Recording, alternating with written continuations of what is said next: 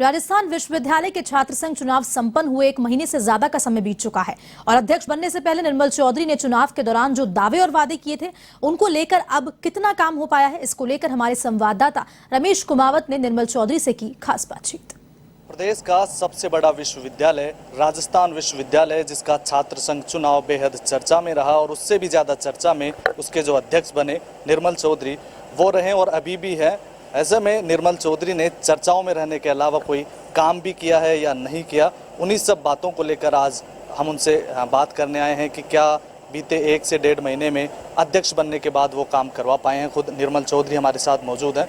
निर्मल भाई, पहला सवाल मेरा आपसे यही है कि जब हम आपसे चुनाव के दौरान मिला करते थे, आप एक बात जरूर दोहराते थे कि 1 महीने के अंदर अंदर देखना कितना हम काम करवाते हैं। आप प्रेस कॉन्फ्रेंस भी करने वाले थे, खैर प्रेस कॉन्फ्रेंस तो नहीं हो पाई, लेकिन अब तक का ये पूरा जो आपका कार्यकाल है वो किस तरह का रहा?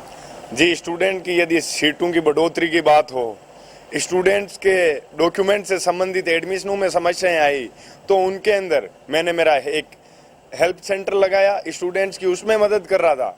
और आज बड़ी बात ये थी कि राजस्थान यूनिवर्सिटी में क्लासेज नहीं लग रही थी। आज आप राजस्थान कॉलेज वगैरह जाके देखना, वहाँ क्लासेज रेगुलर लग रही है, स्टूडेंट पढ़ लिख रहे हैं, सांस्कृतिक प्रोग्राम राजस्थान यूनिवर्सिटी में हो रहे हैं। राजस्थान यूनिवर्सिटी की सड़कें टूटी फूटी हुई थी, आज सड़कें 90% पूरी तरीके से ठीक कर दी गई है। बात थी बड़ी लाइब्रेरी की, लाइब्रेरी के अंदर कुछ जरूरी काम बाकी बचा है, 5 से 10 दिन के अंदर लाइब्रेरी का उद्घाटन कर दिया जाएगा।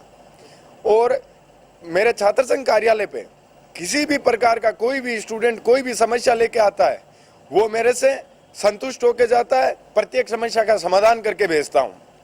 लाइब्रेरी का जो मुद्दा है वो चुनाव में भी काफ़ी छाया रहा, सबसे बड़ा चुनावी मुद्दा था, लेकिन अभी जो है उसमें आप लाइब्रेरी की बात कर रहे हैं कि 5 से 10 दिन में उसका उद्घाटन हो जाएगा, लेकिन उसके अंदर जो चीज़ें रखी हुई है वो अब खराब होने लगी हैं। मैंने लाइब्रेरी का सर्वे किया था, ऐसा नहीं है कोई एक आधी कुर्सी वगैरह कोई खराब हो गई होगी, बाकी उसका मैंने 2-3 बार सर्वे कर लिया है, एकदम व्यवस्थित है सारा सामान। और 10-5 दिन के अंदर उसका उद्घाटन करके सुचारू रूप से स्टूडेंट्स को सुविधा मिले, वो प्रोसेस चालू है।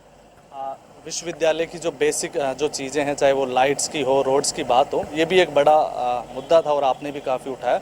लोगों ने उस मुद्दे को पसंद करते हुए आपको चुनाव भी जितवाया, लेकिन अभी तक उसमें कोई खास काम हो नहीं पाया।